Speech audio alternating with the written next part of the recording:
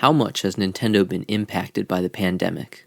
Well, financially, things have been great, but development-wise, a little bit of bad news. A friend and I did some math, made a lot of charts, and to sum it all up, expect your AAA Nintendo games to be delayed by about 8.2 months on average. If that's all you care about, okay, see you later. I believe these numbers are as accurate as they can be, but I'm going to tell you right now, there are a lot of caveats in the math here. This video is going to explain how we found our 8.2 month delay, why that number may be a little inaccurate, and then discuss whether COVID is actually responsible for the slowdown. To begin, take a look at this. This is the number of years on average it takes Nintendo to develop a game in many of their biggest franchises. Big standouts are going to be Zelda, taking the longest, 2D Metroid the second, and Mario Party with the shortest development time. Probably nothing too surprising here. So, how did we get our numbers for these? Well, for every franchise, we looked back at its 4 most recent mainline games, then measured the time between when each started and finished development. After, we took those 4 numbers, averaged them out, and came up with the approximate time it takes to make a game for each series. Knowing when a game finished development was easy. That's simply its release date. Started development was a bit harder. To find that number, we looked through developer interviews, timetables, whether the teams involved were busy with other projects, etc. If any of our numbers are unreliable, it's these.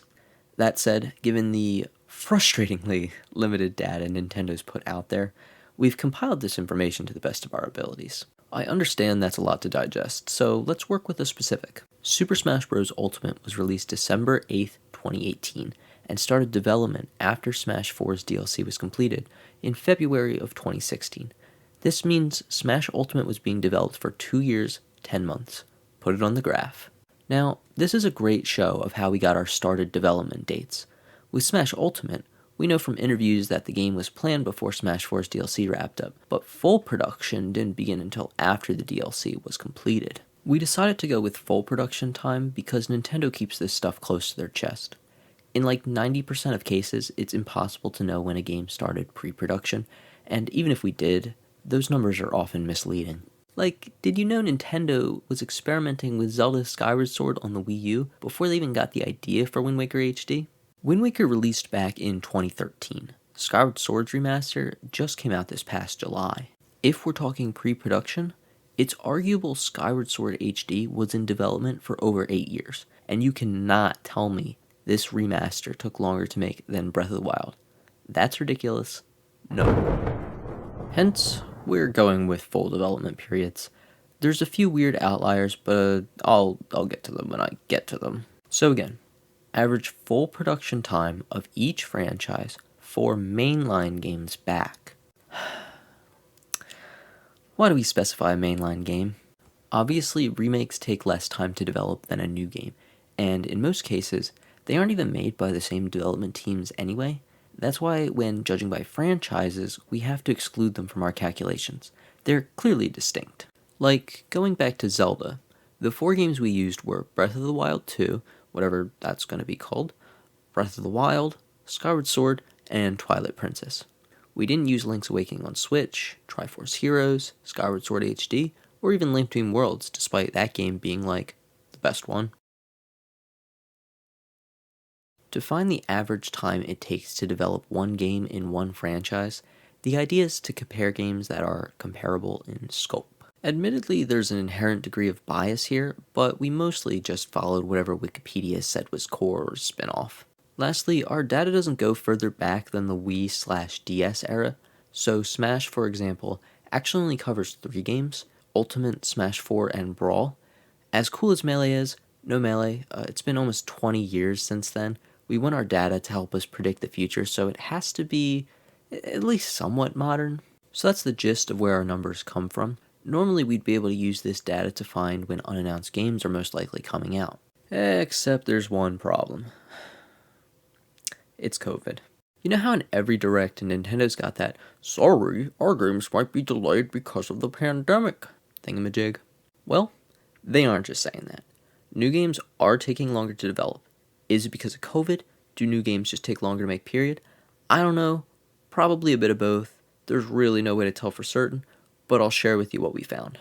First of all, with the sole exception of Pokemon Legends Arceus, games in development since Japan's COVID outbreak all took or are taking longer to make relative to their franchise's history. That means Breath of the Wild 2, Mario Party Superstars, Splatoon 3, Kirby and the Forgotten Land, Metroid Dread, and Mario Golf Super Rush are all taking slightly, or in a couple cases, substantially longer times to make compared to their predecessors. Like, when you see with the exception of one franchise, everything that could have been affected is taking longer to make, something's off. But again, we don't know if this is COVID's fault. Maybe Nintendo has slowed production across the board. Maybe with each new console, games take longer to make. Before I get to specifics, keep in mind, this doesn't account for what could still happen. If any of these currently unreleased games get delayed, the impact of COVID or whatever's slowing Nintendo down will only look more significant. Let's glance back to our main table. Here, you'll see that 8 of the 12 franchises have had a new game confirmed to be in development since Japan's first instance of COVID on January 16th, 2020. These 8 are, therefore, the ones that would've or should currently be feeling COVID's effects. By comparing each latest game's development time to its franchise's average development time, excluding themselves from the calculations of course, we can find out how much longer a game made in COVID time is taking to release relative to the rest of its series. Then, just a matter of averaging out all those findings. Using this, we can calculate the approximate time any mainline Nintendo game needs to be completed under COVID conditions. Our math says 0.69 years, which is that same 8.2 months number I shared at the beginning of the video. I believe this is reliable. We used as many data points from long-standing series as we could, ignoring only those that had questionable start dates, such as WarioWare and the Zelda remakes. Now, there are a few franchises where it's a bit more difficult to distinguish between pre-production and full production because of contradictions in interviews and the like. Such was the case with Pokemon. However, to keep this video's length reasonable, I'm not going to share how we determined every start date for every game in every franchise. For now, I ask that you trust our findings there. If you're curious about specifics, there will be individual videos covering each series in depth later. Expect one on Pokemon soon. But yeah, back to our chart. We're looking at 7 potentially COVID-impacted games, taking 0.69 years longer to make. Then, 4 other games that weren't affected. Mario Kart, Animal Crossing, Smash Bros, and mainline Mario are the 4 exceptions. These are our control, Switch games that, due to the time of their release, couldn't have been impacted by the pandemic. Did their latest games also take longer to make? Also, side note, I know Animal Crossing New Horizons technically released March of 2020 shortly after COVID hit, but at that point, the game was likely only waiting to be shipped. If its development was impacted, we're looking at, 2 months? Should have been fairly negligible. We're calculating it among the games not affected. So anyway, to find out if COVID is what's slowing development down, we had to test to see if games are taking longer to make, period, even those released before the pandemic.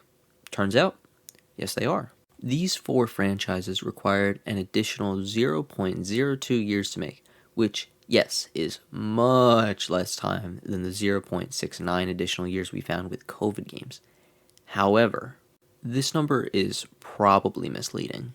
Mario Kart single-handedly skewed things a ton because we broke our own rules and included 8 Deluxe, a port, in our calculations. It kind of felt like it needed to be included, given that it's the #1 best-selling Switch game and the system doesn't have another proper Mario Kart. But because of its status as a port, our findings would probably be more indicative of actual Switch mainline development time if we excluded Mario Kart entirely. If we do, that means the games unaffected by COVID took 0.57 additional years to make. Granted, still less than the 0.69 of COVID-made games, but also that means COVID specifically only delayed games by around a month and a half. The big takeaway from this is that Switch games just take way longer to make than their predecessors, period, with or without COVID. So, what does having this number mean for us? Well, now we can calculate when unannounced games are coming.